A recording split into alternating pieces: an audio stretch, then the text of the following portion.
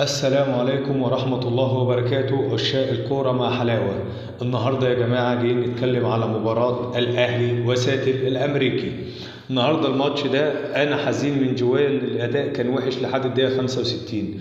المباراة دي ينطبق عليها الصبر المفتاح الفرج فقط لا غير. النهاردة كولر حط تشكيلة عشان نخش في الموضوع على طول وما نكبرش السهراية. النهاردة كولر بدأ النهارده ب4-4-2 اللي لعب بها ماتش اوكلاند سيتي.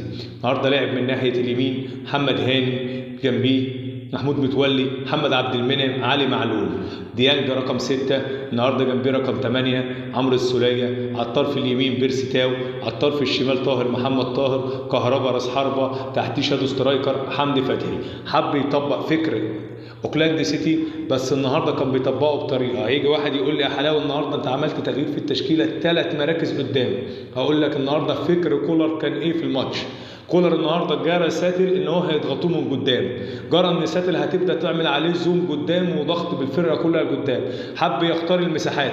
انت نفسك لو جيت قلت لك مين في الاهلي من لعيبه الاهلي بتحب تلعب في المساحات، هتقول لي كهربا، هتقول لي بيرسي تاو، هتقول لي طاهر. طب ايه العمق اللي النهارده؟ والمشكله كانت في الاهلي في مكنه التروس. اصل هي الكوره دي مكنه تروس فوق بعضيها.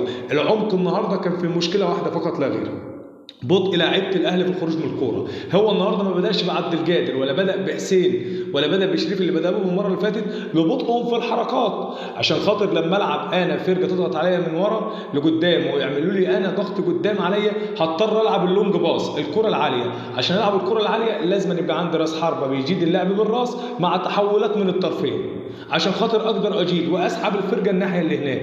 النهارده معتمد على القصه دي كولر في عقله. النهارده كان عندنا مشكله واحده فقط لا غير، بطء طاهر محمد طاهر. طب طاهر بطيء ليه؟ طاهر لسه راجع من اصابه، طاهر ما خدش فرصه كتير، طاهر لسه مش فت، طاهر خايف على كورته، خايف على رجله، خايف على ادائه. النهارده طاهر خايف على كل كوره، واقف وبطيء. النهارده انت عشان تعمل تحولات فرقه ضغط عليا زومتو فينس، انا بلعب هنا كده وهم ضاغطين عندي، المفروض واجب عليا على طول الكره طلعت على طاهر، طاهر يحط نص الملعب، نص الملعب يجي بالملعب الناحيه الثانيه ويتحول طبيعه اللعب الهجومي. مين اساتذه اللعب دي؟ ريال مدريد. غلب وخدوا دوري ابطال كله بالطريقه دي. يلعب زون ديفنس، يطلع على كريم بنزيما وليكن كريم بنزيما يحط لوكا مودريتش، مودريتش يحط فينيسيوس يقلب الملعب على طول. هي دي الصح، هو ده التحولات، هو ده التكتيك اللي كان المفروض كولر هيعمله النهارده. بس احنا كان عندنا مشكله. ايه المشكله؟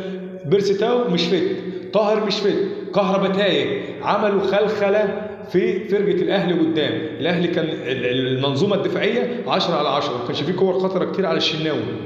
خط الدفاع كان واقف 10/10، اللعب على الاوفسايدات وقفل المساحات 10/10، بس التحولات الهجوميه كانت صعبه. المباراه دي بتفكرنا بمين؟ بتحفظ كولر في ماتش الزمالك. قعدنا للدقيقه 65 الاهلي مش عارف يلعب كوره حلوه على الزمالك، مضغوط، مواقف ورا، بيطلع بغلط، بيطلع متسرع، بيطلع في مشاكل. النهارده نفس السهرايه، نفس المشكله، نفس عمق التكتيك اللي كان فيه مشكله. النهارده كان الاهلي المفروض يطلع على التحولات الهجوميه عشان فرقه ساتل عندها بطء في خط الدفاع. خط دفاع ساتل بطيء في التحركات، الباك الشمال الكاميروني بطيء في التحركات، قوي بدنيا بس بطيء في المرتدات. لما تلعب عليه مرتدات ترمي في ظهره، هو النهارده نزل له بيرسي تاو عشان خاطر ايه؟ اللعب في المرتدات من ظهره ونبدا نتحرك. النهارده ساتل برضه احنا ما بنلعبش لوحدنا في الملعب، ساتل النهارده مدربهم محترم، بدا يعمل للاهلي عمق من قدام، بيلعب 4-4-2 برضه، وراح ضاغط باتنين روس حربه، وراح حاطط واحد في ظهر ديانج على طول عشان ديانج هو اللي بيعمل ايه؟ اللي بياخد وينجل اللعب ويحول تحولات، وراح حاطط واحد في ظهر عمرو السوليه وقافل الطرفين ومرحب خط دفاعه على نص الملعب، فضغط الاهلي الشوط الاول. لما كولر اتفطن للموضوع ده بدا اول 3 تغييرات يعملهم. عمل ايه؟ بالهداوه كده ونسردهم مع بعض، خروج طاهر، خروج حمدي، خروج كهربا. طب ليه ما غيرش بيرسي تاو؟ اقول لك انا ما غيرش بيرسي تاو ليه؟ النهارده مع نزول عبد القادر بيدوس على الكوره كتير وبيبدا يتحرك، عاوز الطرف الثاني يكون سريع في التحولات بتاعه الفرقه. هتقول لي طب ما حسين سريع، بس هو شايف بيرسي تاو احلى انه بيخش اشوالين وبيخش رجل لجوه وعنده رؤيه للملعب. النهارده بيرسي تاو مع التغييرتين دول ونزول محمد شريف راس حربه، تاو خد كوره النهارده عدى من على الطرف وراح كسر جوه الملعب وراح عاكس الملعب بسرعه وعملنا عليها هشمه خطيره. النهارده الاهلي بدا يلعب كوره، سحب حمدي فتحي لقله مجهوده النهارده، لقله التحاماته، لفقدان الكوره كتير، فبدا ينزل قفشه يحرك الفرقه وتبقى شادو سترايكر، وعطى امر بالتصويب من بره. قفشه شاط 3 3 كور النهارده، كوره جنب العارضه في اول ما نزل، الكوره الثانيه حطها في العارضه، والثالثه ربنا كرمنا بالهدف.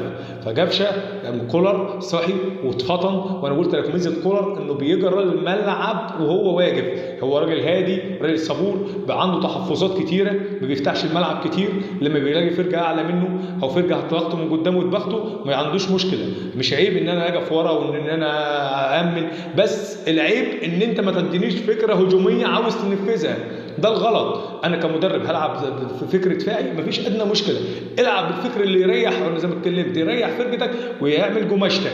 جماشتي دي على المستوى الفرقه اللي هلعبها انا عاوز فكر دفاعي بس يكون فيه تحولات 10/10، يعني بمعنى اصح انا مش هفضل مضغوط وافضل اطفش، لا، المفروض انا هطلع بالكره، يعني الكره وهي معايا هعمل ايه؟ اعرف لاعيبتي هتطلعوا ازاي، هتتحركوا ازاي، هتخش وسط الخطوط ازاي، هنعمل تحولات بيننا وبين زمايلنا ازاي.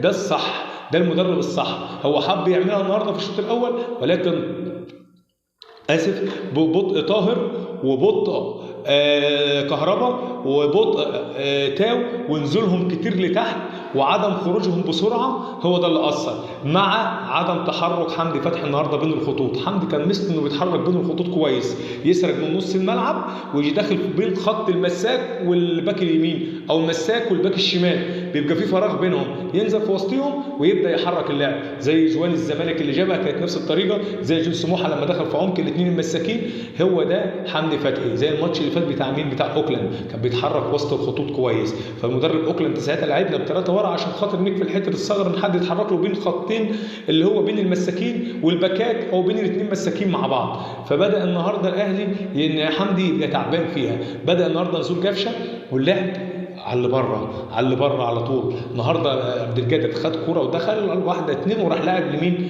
لقفشه جاي من بره، وبدا شكل كولر عطى لقفشه تعليمات بالتصويب، تصويب من مره واحده، ما تركنش على طول، مره تيجي مره تخيب، مره تجيب مره تخيب، هكذا.